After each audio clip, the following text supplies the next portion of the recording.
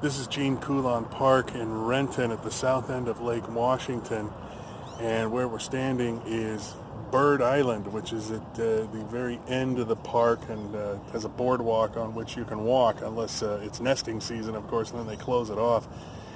But it's a spot we're out here to talk to the Commissioner of Natural Resources for Washington State, Hilary Franz, about a new plan to help protect salmon and thus then the orca population, which is of course dying off rather rapidly and has had some terrible luck in terms of reproduction in the past few years.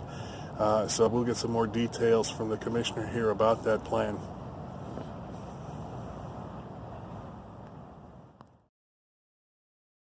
We're ready? All right.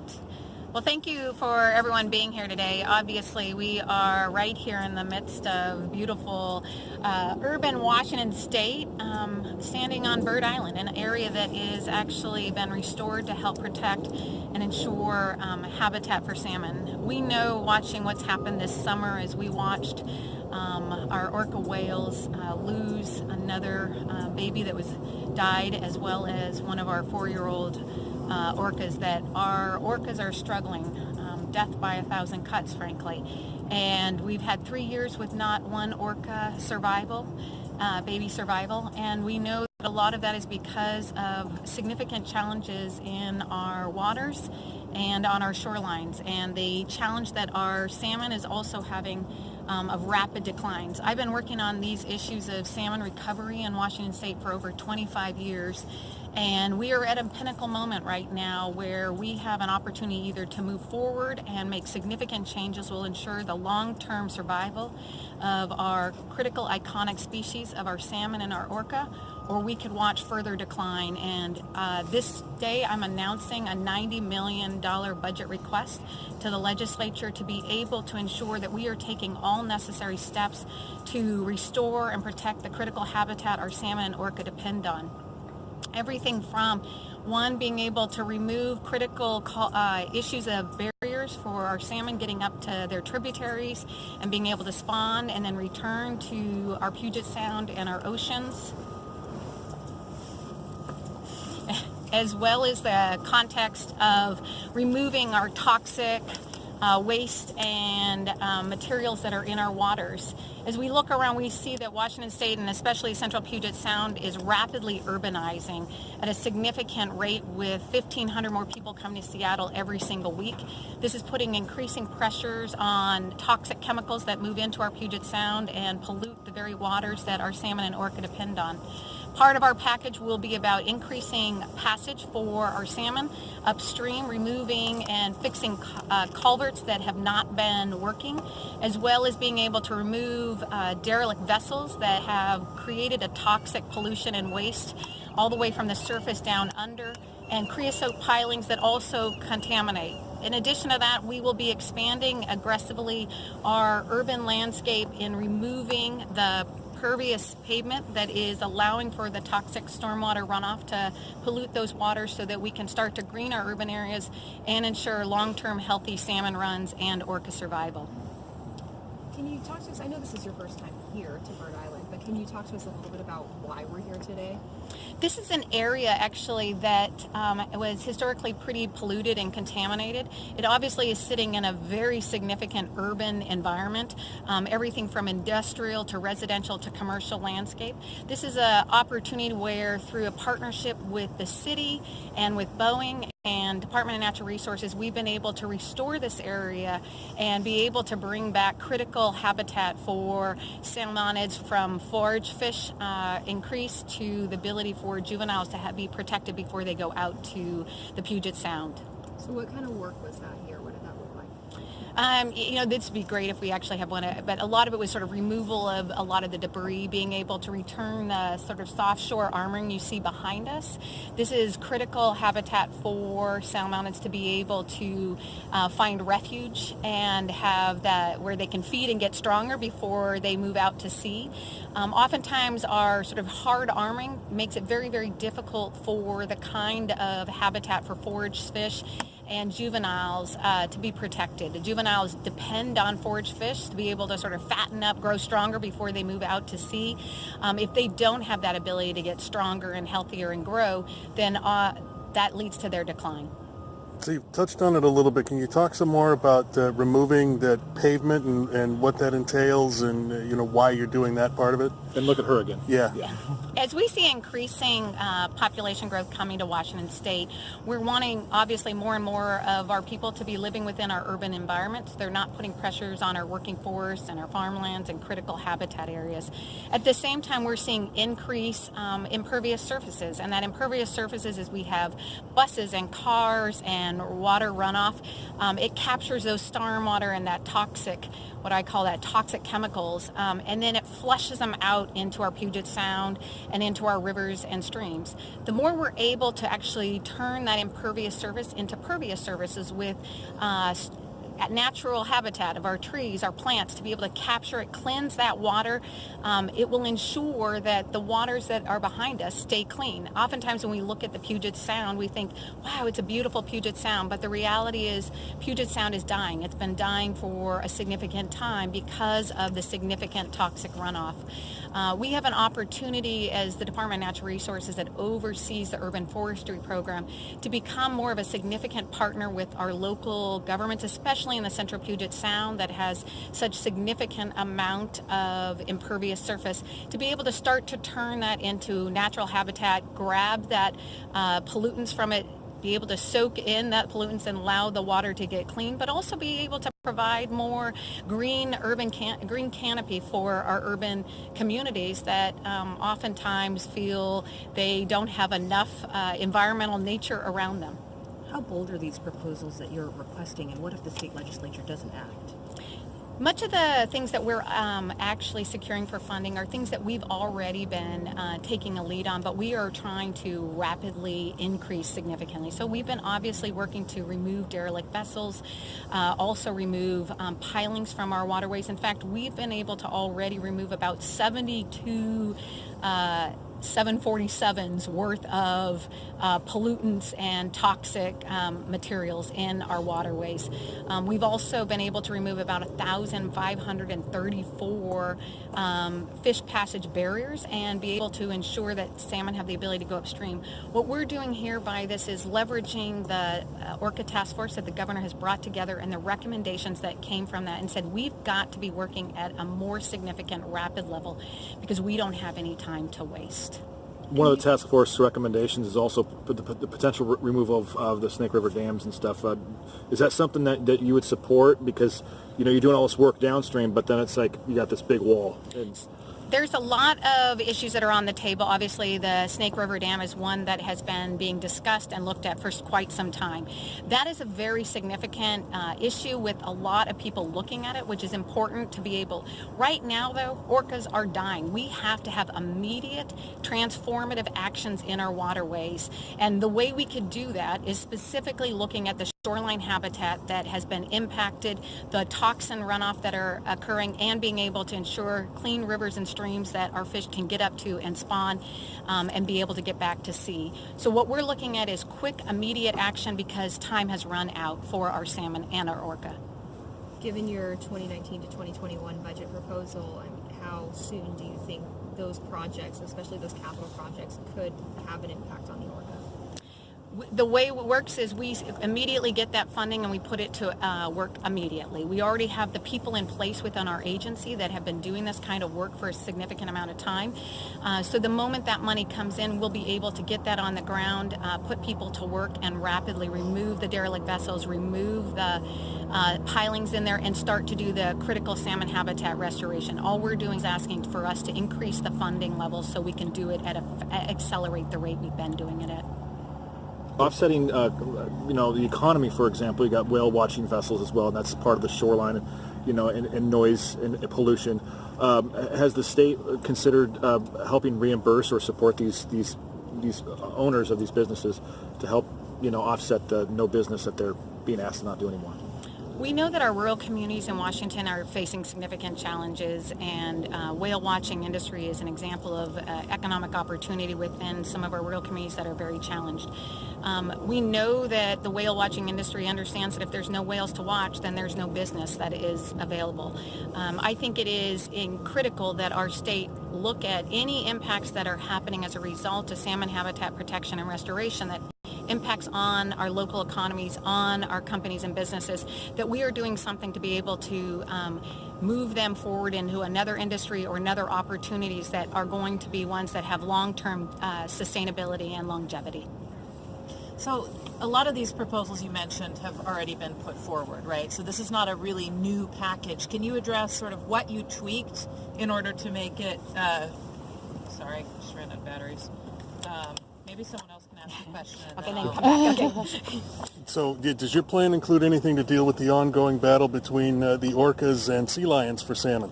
And you can look at her just so you're not blinded to Sorry. death. This package is not looking specifically at that issue. We have other agencies like Department of Fish and Wildlife that looks at that issue specifically.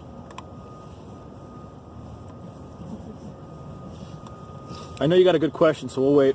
I love that I'm not the only one that has technical difficulties every once in a while.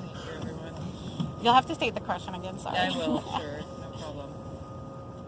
Okay, so the question is, a lot of this is not new, as you've mentioned. In fact, I think it may just be a package that you had already in place that maybe you tweaked somewhat in the course of doing the work with the Orca Task Force. Can you speak to that a little bit? Like how much of this was already an ask? Yeah, so I've been working on the issue of salmon recovery for over 25 years, and we all know what is truly impacting our salmon and our orca populations. We know that it's the toxic runoff. We know that it's the loss of critical habitat for forage fish and protection for juvenile salmon. It's the ability to be able to go upstream into the tributaries where they spawn and have then time to get back out to sea. So this is not about new science and new information and trying and testing new things. This is about saying we've been doing this work, but we haven't been doing it at a rate and pace and scale that we must do it if we're going to ensure the long-term survival of salmon and orcas. And so this is about accelerating the pace, accelerating the habitat protection and restoration,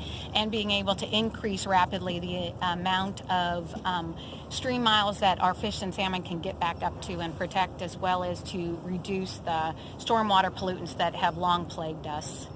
I think one thing I would say is one thing that my agency is looking at that I think is a bit new is because we manage 2.6 million acres of aquatic lands. That's all of the coast, the Puget Sound, your rivers, lakes, and streams in Washington State, in every corner of the state. And in addition to that, we manage 3 million acres of land, uplands, whether it's agricultural land or forest land or even commercial industrial. In addition to that, we run the urban forestry program, which is all about how do we address the impervious surface and get more trees and more stormwater natural solutions in place in urban centers. We are looking at, my agency, we're looking at a holistic approach about how do we bring all of those different contexts that we have jurisdiction in and create a watershed model here that says we have connected the salmon from where they are out at sea all the way to where they spawn, and how can we change the course and trajectory they're on, looking at it from a whole ecosystem at a whole landscape level. So, but how much of this package, the 90 million, was already something you've asked the legislature for? So the items in the package are largely all things we've asked for from the legislature. What we've done is increase the number so that we can rapidly accelerate the pace and scale that we are doing the protection restoration for our salmon and orca. What's your sense the legislature will support you on it? I think this is a moment where many of us were moved this year by two things. One, we were obviously moved by wildfires and the smoke that filled our summer skies, and we were also moved by the image of our orca whale as she carried her dead baby, as well as then very soon thereafter the sad reality of losing one of our youngest J-pods. I think this is a moment where people were really moved by those images and realizing that we have got to do something now. If not now, then when? And that we have a true responsibility here. I certainly feel as a leader here overseeing the Department of Natural Resources, we have a responsibility to make sure that not on our watch will we lose our critical salmon and orcas that are our iconic species, and also define not only our environment, but they also define our culture, and they also are critical for our economy. I know that there are a lot of people who environmentalists who are applauding some of the actions of the Orca Task Force and probably some of the proposals that you're making, but a lot of people feel that it is a little bit too late. What do you say to those critics? You know, I think sometimes after doing this for 25 years, it feels like we've had a number of these moments where we say, nope, this is now the moment where something's got to turn. Obviously, I remember during Governor Gregoire's term, she went and declared that the Puget Sound was dying and that we had to take action immediately. We've had a number of those situations, and I think we need to stop just ignoring the science and ignoring this moment in time to say, you know what, it is our absolute responsibility and duty to protect these species, and we believe we can do it if we all come together and truly identify how we can transform the trajectory our salmon and orca on. And I think when we do that, we will actually be far more supportive of the value of protecting our environment, not just for our environment, but actually for our social well-being as well as our economic well-being.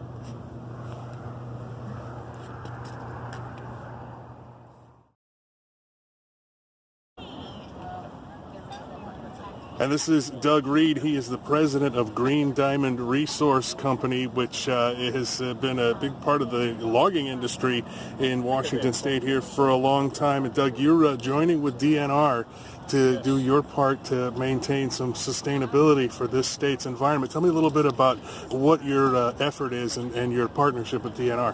Sure. Well, we in the timber industry believe in sustainability. It's the whole part of our business.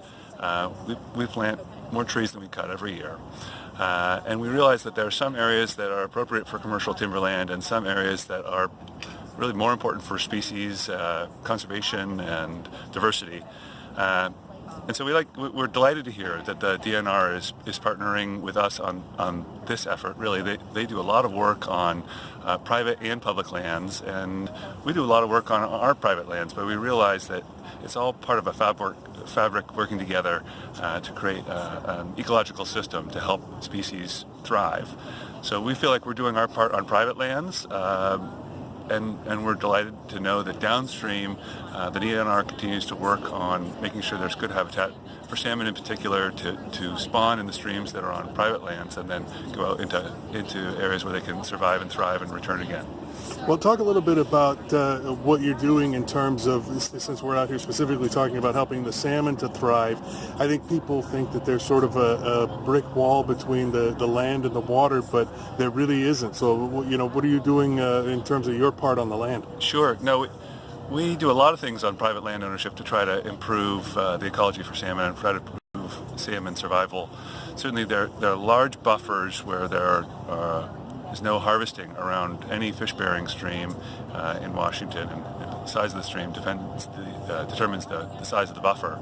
But we're also working actively to try to enhance the ecology and in particular removing barriers to fish passage. That's a big deal for fish survivorship.